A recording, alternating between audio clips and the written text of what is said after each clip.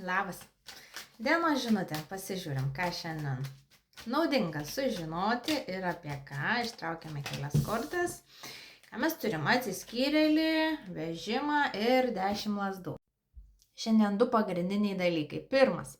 Jeigu pastaruoju metu jaučiate, kad praradote ar prarandate gyvenime ar santykius, ar žmonės, ar pinigus, ar darbus, ar prasmę, ar tikslą, ar sveikatą, kažkoks praradimo jausmas, ane? Jeigu jaučiate, kad prarandate tam tikrą dalyką, tai tik dėl to, kad pasirodo tas dalykas buvo jums per daug, buvo ne jūsų, buvo neteisingas jums. Gali būti, kad esate žmogus, kuris nori būti visiems, visur, visada, už visus ir toks atrodo prisiimantis daug ant savo pečių, bet kortos sako, kad tai nėra teisinga jums ir kad ilgesniai perspektyvoj tai neštų į nusivylimą, į ligas ir tam tikrą tokį nepasitenkinimą gyvenimu, kuris iš tikrųjų gali tapti chroniškas. Tai dėl to turėjo paimti iš jūsų tą perteklinę naštą, perteklinį dalyką ir padaryti laisvą vietą. Žinoma, kai kažką prarandame, net jeigu tuo metu,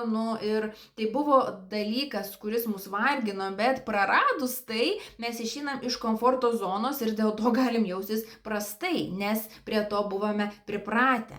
Bet geroji žinia ta, kad tas palengvėjimas ateina ir jūs suprantat, kad padaryta laisva vieta jūsų gyvenime yra tik dėl to, kad jūs atsitiestumėt, sukauptumėt savo energiją ir ją pradėtumėt naudoti jau savo naudai. Ne tik tais dėl kitų, ne tik dėl įvaizdžio, ne tik dėl ego, ne tik dėl pinigų, bet savo naudai. Tai kas liečia jūsų emocinę sveikatą, psichologinę, dvasinę, fizinę, kas liečia jūsų gausą, jūsų pasisekimą, jūsų pasitenkinimą, kad galėtumėt galų gale tikrai savo energiją, savo laiką, savo resursus naudoti tiems dalykams, kurie jums neša naudą, kurie prisideda prie jūsų laimės taurės, o ne ją išpila, Ir su karietos korta, su pergalės korta mes simboliškai ir turim tą, kad bet koks praradimas, kurį patyrėte, jisai jūs iš tikrųjų veda iki jūsų svajonės pasiekimo.